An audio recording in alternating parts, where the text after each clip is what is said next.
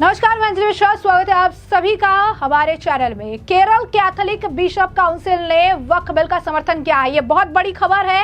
एक तरफ जहां पर अगर आप देखेंगे तो वक्फ बिल को लेकर काफी विरोध देखने के लिए मिल रहा है, उसमें संशोधन जो है लोग नहीं चाह रहे हैं, लेकिन दूसरी तरफ केरल कैथोलिक बिशप काउंसिल ने वक्फ बिल का समर्थन किया है। भाजपा नेता केजे अल्फोंस ने कहा है कि वक्फ बोर्ड में कई विसंगतियां हैं और इसी वजह से इसमें अमेंडमेंट होने की जरूरत है। तो वक्फ विधेयक को लेकर देश भर में इंडियन यूनियन मुस्लिम लीग, कांग्रेस समेत कथित सेक्युलर पार्टियों के द्वारा किए जा रहे विरोध के बीच केरल कैथोलिक बिशप काउंसिल यानी केसीबीसी ने खुले तौर पर वक्फ संशोधन विधेयक का समर्थन कर दिया है।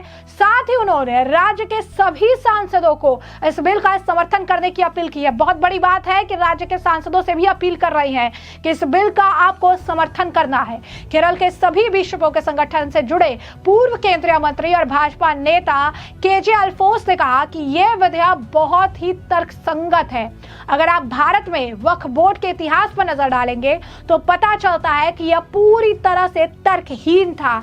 इसमें केवल कुछ लोगों को लाभ हुआ और इसके साथ ही यह सांप्रदायिक बोर्ड रहा। इसीलिए हमारी सरकार ने वक्फ बोर्ड में संशोधन करने का फैसला किया है, जिससे इसके अंदर फैली विसंगतियों को दूर किया जा सके। क्या कुछ कहना है उनका, सुनिए। See, the Kerala Bishops Council, which is a congregation of all the bishops of Kerala, have made a request to all the MPs from Kerala to support the Waqf Amendment Bill. Why? Because it's a very rational bill. If you look at the history of how the Waqf Act has been implemented in India, we see that it was completely rational. It has benefited a few people. It has been absolutely communal in its implications, and therefore the government decided to bring about an amendment which will rectify these big anomalies. It is not against any community. It is not to favor any community, but to bring rationality, to bring constitutional provisions to the act, and therefore the amendment bill has been introduced.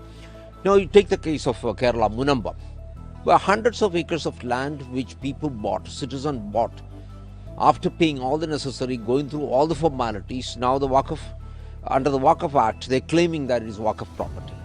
Now tomorrow they can walk up to the Parliament building and say this is Waqf property. So this is as simple as that.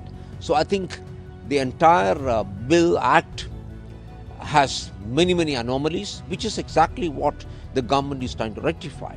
And I think all parties, irrespective of political affiliations, should support this because it's a very rational act. It's as per the constitution and it is to benefit the society. जैसा कि आपने सुना, यहाँ पे भाजपा नेता जो है वक्फ board की मनमानियों का जिक्र कर रहे हैं। कह रहे हैं सैकड़ों एकड़ जमीन जिसे सभी तरह की औपचारिकताओं को पूरा करने के बाद खरीदा था, वक्फ बोर्ड ने मनमाने तरीके से उस पर दावा ठोक दिया।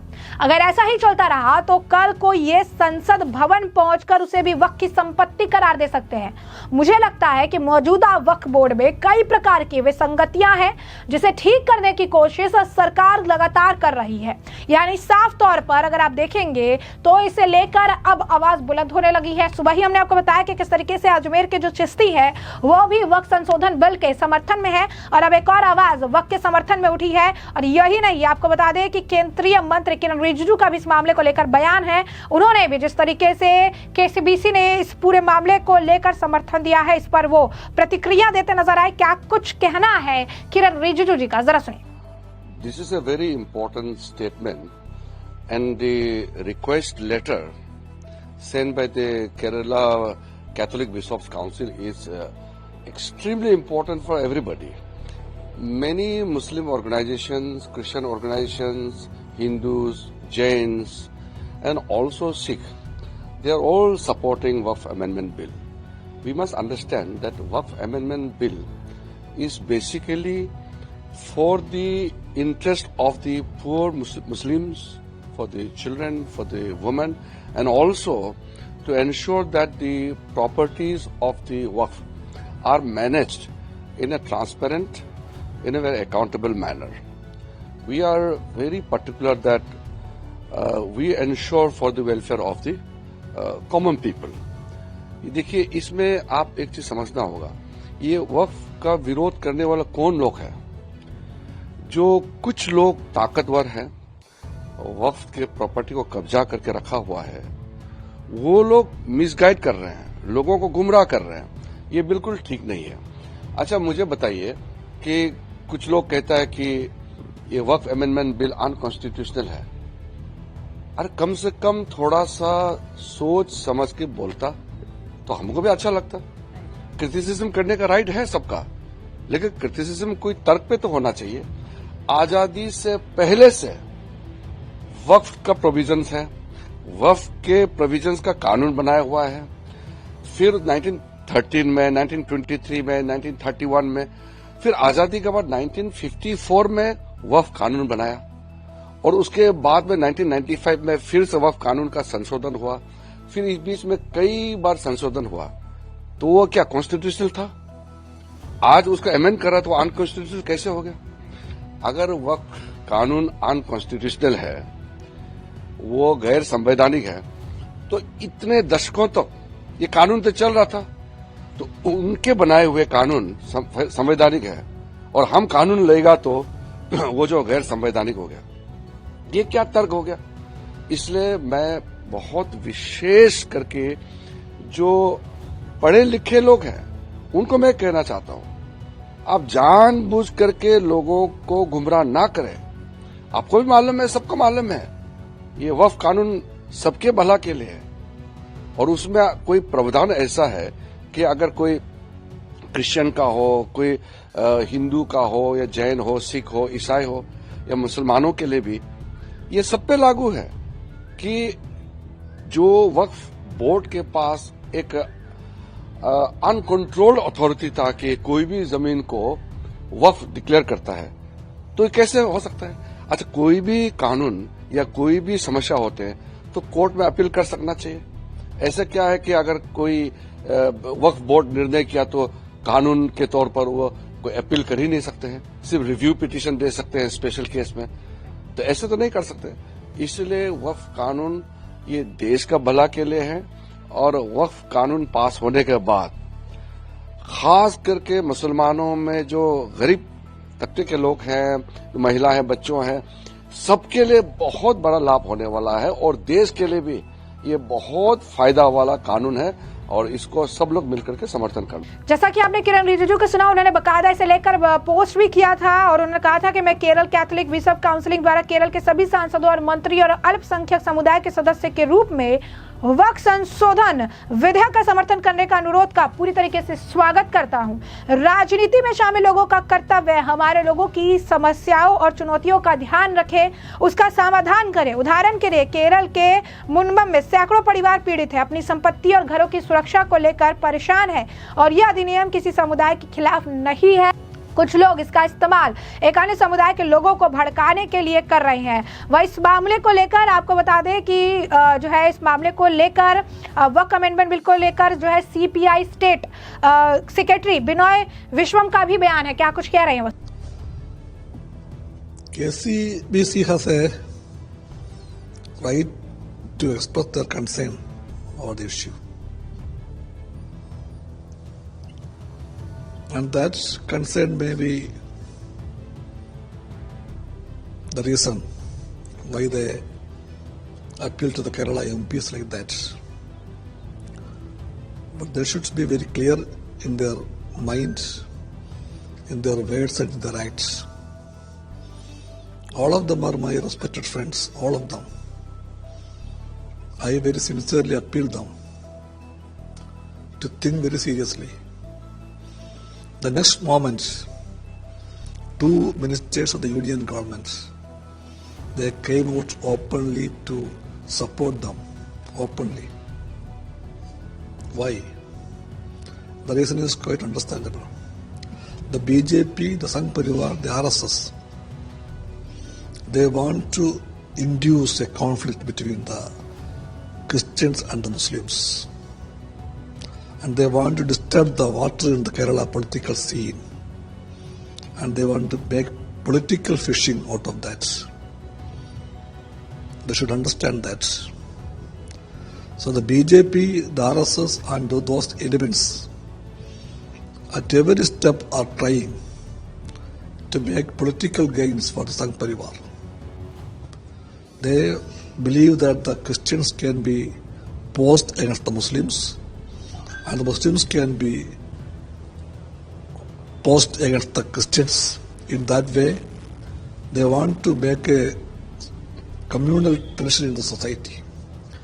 Kerala is well known for its communal unity, social harmony, and the BJP is not happy with that. They want to topple the whole system of human relations in this state. That's their politics, their ideology. So I don't feel anything strange in that. And these two ministers, they're also good friends. Nirmala Sitharaman ji and Riju ji, both of them are good friends. With no time wasted, they jumped into the scene and appealed in support of the BJP, the KCBC appeal in support of the BJP. But the thing is that KCBC has a duty, an obligation to know the RSS, to know the BJP politics. It's a must. They should understand who they are and what they are. I may recommend them once again. I have made this recommendation earlier too. Now I repeat it. They should have a courtesy or awareness to go through the famous book Bunch of Thoughts, written by M.S. Golwalkar, the second Sar Sanghchalak of the RSS, whom they call as the Guruji. Go through that book. In that book there is a chapter titled The Internal Enemies of the Country. And they number the internal enemies. Number one enemy, the Muslims. Number two enemy, the Christians. And the third enemy is the communists. That's how they depict it.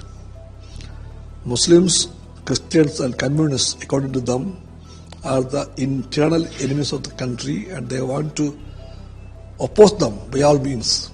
In many places, they physically did it. Many places. Don't forget how many Christian churches were burned in Manipur. Don't forget how many ashrams of the nuns and the priests were burned in many parts of the country. Don't forget how many Christian priests and nuns were attacked by these people, the RSS elements, in various parts of the country. Take the number of those people, the Christian missionaries who were killed, physically tortured and killed by the RSS elements, Sangpinor elements. Don't forget those history, those facts. Now, all of a sudden, if they decide to forget all those things, I can only say it will be a very dangerous step that they can take, because by no reasons RSS can be their ally. By no reasons. By every reasons, they should stand staunchly to fight for the country's unity, to uphold the values of secularism. And don't forget that the RSS want the country's constitution to be reframed, because our constitution has a foundation on socialism, on democracy, on secularism. That's why they want it to be rewritten, following the footsteps of Manusmriti. This is the RSS. So by no words, by no act, by no appeals, by no letter, the KCBC should support them, because that will be suicidal for them. I repeat the word, it will be suicidal for them. तो आप देखिए कि हर जगह जब कुछ अच्छा होता है, तो जैसा कि प्रधानमंत्री नरेंद्र मोदी कहते हैं कि जब कुछ अच्छा हो रहा होता है, कुछ लोग होते हैं जो काला टीका लगाने का काम करते हैं। इनके बयान से आपको साफ समझ आया, वो कह रहे हैं कि बीजेपी आरएसएस जो है वो मुस्लिम और क्रिश्चियंस में जो है लड़ाई लगवाना चाहती है। केरला जो है हारमोनी के लिए जाना जाता है और बीजेपी इस चीज से खुश नहीं है। और इसके बाद वो केसीबीसी पर ही सवाल उठा रहे हैं और कह रहे हैं इनका काम जो है वो चीजों को, राजनीति को समझना है, किसी को ये समझाना नहीं है कि उन्हें क्या करना चाहिए नहीं करना चाहिए। लेकिन बीजेपी इनके फैसले का स्वागत कर रही है। शहजाद पूनावाला का बयान है, क्या कुछ कह रहे हैं?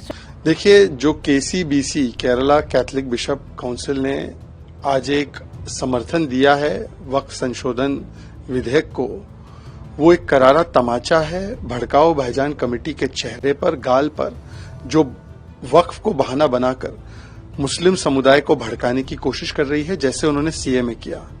ये इसको मेजॉरिटी माइनॉरिटी का इश्यू बना रहे, जबकि ऐसा कुछ नहीं है।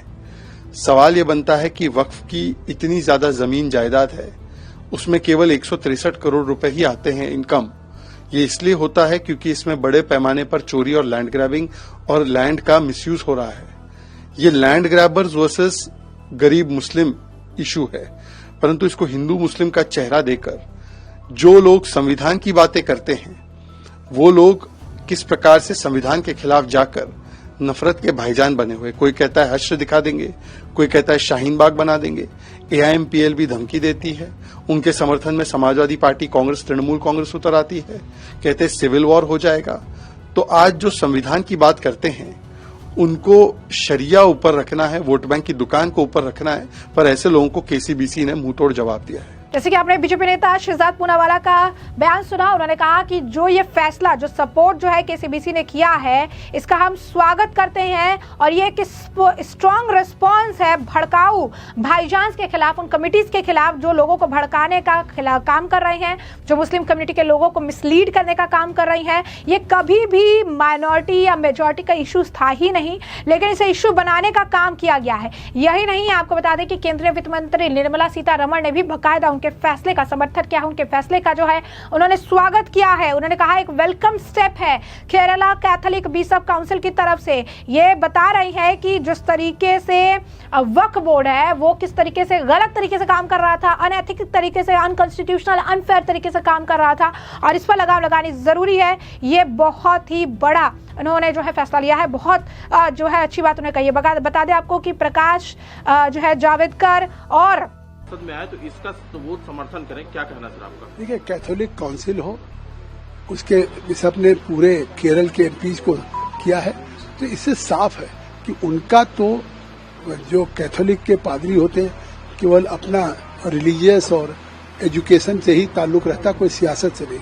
तो उन्होंने साफ इस बिल को पढ़ा, हमारी रिपोर्ट को पढ़ा और उनको लगता है कि ये वक्त के बेहतरी के लिए है, डिस्प्यूट खत्म होगा। केरल के सैकड़ों साल पुरानी चर्च को कह दिया वक्फ है, सूरत के म्युनिसिपल कॉरपोरेशन को कह दिया ये वक्फ की प्रॉपर्टी है। 123 दिल्ली की प्रॉपर्टी जो ब्रिटिशर्स ने किसानों से कंपनसेशन दे गया था वक्फ है। नई पार्लियामेंट को कह दिया वक्फ है, ईडन गार्डन को कहीं कह दिया वक्फ है। तो ये विवाद खत्म होगा, इसलिए वो अपील कर रहे हैं। बड़ी संख्या में मौलाना भी इसका मदद कर रहे हैं। केवल all India Muslim personal law board पूरे इस रमजान के महीने में, जहां इबादत का महीना है, अल्लाह के लिए तरावी से लेकर प्रेयर का है, वहां अलविदा नमाज में भी उन्होंने आह्वान कर दिया कि काली पट्टी बांध करके जाएं। आज ईद के दिन भी पूरे देश में उन्होंने आह्वान कर दिया कि काली पट्टी बांधें। आखिर क्यों? कानून तो अभी सदन में आया नहीं, अमेंडेड कानून आ जाए तब गुमराह करें कि हमारी मस्जिद ले ली जाएगी। जब संसदीय कार्य मंत्री किरण रिजिजू जी ने कह दिया कि हम कोई मस्जिद नहीं लेंगे, कब्रिस्तान नहीं लेंगे, सरकार क्यों लेगी? फिर भी वो इस तरह का वो हो ओवैसी कि साहब हमारे मस्जिदों पे हमला है, हमारे ऊपर गोली है, हमारे ईमान पे गोली चलाई जा रही। तो ये मुझे लगता है बदअमनी फैलाना चाहते हैं। इतना बड़ा एक महीने का त्योहार जहाँ एक चुनौती है प्रशासन को, मैं तो ईद को बधाई देते हुए शुक्रिया अदा करूंगा, धन्यवाद दूंगा कि देश का अल्पसंख्यक पीसफुली अपने इस ईद के त्योहार को मनाया है। क्योंकि जिस तरह से मोदी जी भी, आप देख रहे हैं, मोदी सौगात 32 लाख लोगों को मिला है। आज वो महिलाएं हों, खवातीन हों या हमारे भाई हों, आज उनका धन्यवाद दे रहे हैं कि मोदी जी ने हमको ईदी दिया। तो ईदी मतलब होता है कि तो हम सबका साथ, सबके विकास की बात कर रहे हैं। लेकिन ये जो कांग्रेस पार्टी है, ओवैसी है, पर्सनल लॉ बोर्ड है, ये केवल मुसलमान को वोट बैंक समझ रही है, उसको तुष्टीकरण कर रही है, कोशिश कर रही कि हम तफरका पैदा करें झूठ बोल करके, ना इत्तफाकी करें, बदमनी करें, लेकिन ये हो नहीं पाएगा। कोई भी समझदार व्यक्ति या कोई भी संगठन समझेगा कि वक्फ जो अमेंडमेंट बिल आ रहा है उससे गरीब मुसलमान की चिंता होने वाली है, गरीब महिला की, मुसलमान महिला की, गरीब मुसलमान बच्चों की, उनकी चिंता होने वाली है। अभी तक वक्फ एक्ट के चलते हुए कुछ लोगों ने वक्फ की प्रॉपर्टीज पर कब्जा कर रखा है, मतलब, और वह उनको अपने निजी उपयोग के लिए या अपने धंधों के लिए इस्तेमाल करती है। सरकार की मंशा ये है कि वो गरीब से गरीब जो मुसलमान है उसके लिए वह काम आ सके, उससे किराया या उससे जो भी राशि उत्पन्न हो वह गरीब व्यक्ति के काम आ सके। अगर संविधान के खिलाफ है तो उनको कोर्ट जाना चाहिए, और संविधान के खिलाफ तो उनको पार्लियामेंट में उस पर चर्चा में भागीदारी करनी चाहिए। सिर्फ कहने भर से संविधान के खिलाफ नहीं हो जाता। वक्फ एक्ट में अमेंडमेंट पहले भी कई बार हो चुकी हैं और लगातार हुई हैं, और ये पहली बार नहीं है कि अमेंडमेंट हो रही है। लास्ट अमेंडमेंट 2013 में भी हुई थी। तो ये एक रूटीन प्रोसेस है। हाँ, अगर उनको लगता है कि उनको गरीब बच्चों की, मुसलमान बच्चों की चिंता नहीं करनी है या गरीब मुसलमान महिलाओं की चिंता नहीं होनी चाहिए तो अलग बात है। The CPM has taken a clear position which is against the Waqf Amendment Bill. We believe that it is anti-constitutional, and we believe that it is completely unfair to the minority community, and people have their own opinions, but definitely the way that this is sought to be pushed in Parliament is something which is not good for democracy in our country. सारे जो लोग हैं इस वक्त सभी इस फैसले का काफी समर्थन कर रहे हैं, इसे एक वेलकम स्टेप बता रही है और कह रही है कि फाइनली कोई ऐसे है जो इस चीज को समझ पा रहे हैं कि सरकार किसी के खिलाफ, किसी धर्म के खिलाफ, किसी जाति के खिलाफ, किसी कम्युनिटी के खिलाफ बिल नहीं ला रही है। ना इससे किसी को नुकसान पहुंचाया जा रहा है, ना इसे किसी की धार्मिक जो है भावनाओं को आहत किया जा रहा है। इस बिल के जरिए जो सबसे बड़ा काम है, पारदर्शिता लाने का काम किया जा रहा है। इस बिल के जरिए लोगों को सही गलत का फर्क बताने का काम किया जा रहा है। इस बिल में अमेंडमेंट के जरिए लोगों को ये बताया जा रहा है कि किसी भी तरीके से कुछ भी गलत जो है बर्दाश्त नहीं किया जाएगा। और इस बिल के जरिए ही ये दिखाया जा रहा है कि कैसे एक कम्युनिटी को गलत तरीके से डाइवर्ट करने का काम किया है, उन्हें मैनिपुलेट करने का काम जो किया जा रहा है वो गलत है। ये कभी भी माइनॉरिटी वर्सेस मेजॉरिटी या मेजॉरिटी वर्सेस माइनॉरिटी मुद्दा था ही नहीं। तो ये बहुत बड़ी बात है और ये एक बहुत बड़ा स्टेप जो है इनके द्वारा लिया गया है। तो वैसे में हमने आपको जो पूरा मामला है विस्तार से बताया। इस मामले पर आपकी जो राय हो कमेंट सेक्शन में कमेंट करके जरूर से जरूर साझा करिएगा। धन्यवाद।